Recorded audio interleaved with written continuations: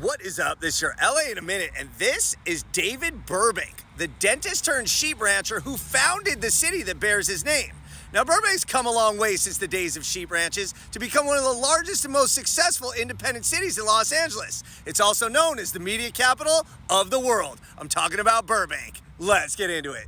So let's start with David Burbank. He was a dentist from New Hampshire via Maine, and he came west initially to San Francisco in the 1850s, where he saved enough money from his successful career in dentistry to head south to the burgeoning town of Los Angeles, where he could buy land, and lots of it.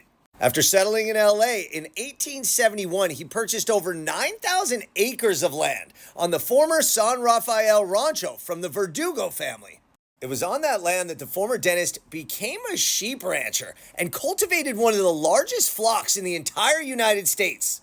Though droughts made sheep ranching difficult for Burbank, he saw the future, and it was in railroads. So he cleverly sold the rights of way for a railroad on his land for $1, facilitating the arrival of the Southern Pacific Railroad in 1874. The railway was crucial for the development of the town that would soon bear his name, and he was able to sell his land for $250,000 to an investment group during the great LA real estate boom of the 1880s.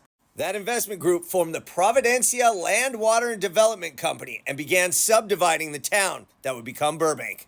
And as it was, the town was officially established on May 1st, 1887, and it was mostly rural and agricultural, as it had been for thousands of years when the indigenous Tongva or Quiche people inhabited the land. Now, despite the subdivision, Burbank remained a farming town, mostly barley, wheat, and cantaloupe, which would later appear on the city seal, being the main crops. But in 1911, when Pacific Electric completed the line from Los Angeles to Burbank, that's when the city incorporated. At the time, the population was just over 600 people. That's also when Burbank's first celebrity resident moved in. It was heavyweight boxing champion Jim Jeffries. Jeffries' house and barn became a legit tourist attraction, which drew people to Burbank. But it was still steady, slow growth, at least until 1928, when First National Studios was absorbed by Warner Brothers, and they made their headquarters in Burbank. That was followed soon by the up-and-coming aircraft company Lockheed, who also decided to move their headquarters to Burbank. And with Lockheed in town, an airport was soon necessary, so by 1930, United Airport opened and soon became Union Air Terminal.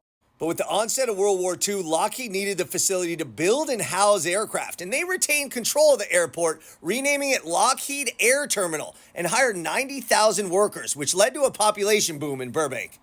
Now, a very significant story during the war was that the airport was actually camouflaged during the war to protect it from attack. To really appreciate this, recognize that this is what the airport looked like from the air, camouflaged. And this is what it looked like from underneath.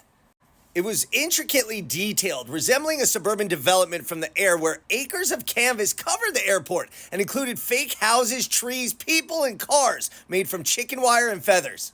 This movie magic was completed not just by Lockheed, but with the help of artists from the Burbank headquartered Disney, which had also moved to town in 1940. Soon to follow, Columbia Pictures moved their headquarters to Burbank, and NBC opened their West Coast headquarters in the city. Animation powerhouses like Nickelodeon Animation Studio, Cartoon Network Studios, and of course, Disney Animation would all soon follow.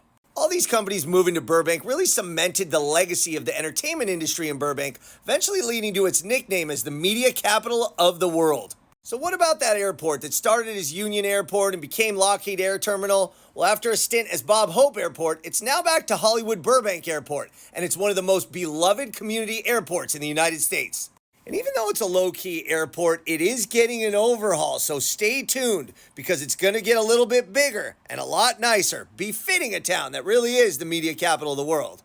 So Burbank, the city that was founded by a dentist turned sheep rancher, has definitely evolved, and today it's a little bit industrial, a lot residential, and it's also the media capital of the world.